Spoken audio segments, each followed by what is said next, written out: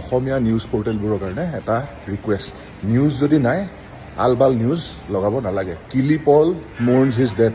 Who the fuck is কিলিপল? হয় কোন কিলিপল? প্ৰথম কথা, জুবিন গাৰ্গক ফ'ল'ই নকৰে কিলিপলে, আৰু চব মানুহ পগলা হৈ গৈছে, ৱাও কিলিপলে মানে হি মোৰ্নছ হিজ ডেথ। এইবিলাক মানুহ হয় সুবিধাবাদী মানুহ।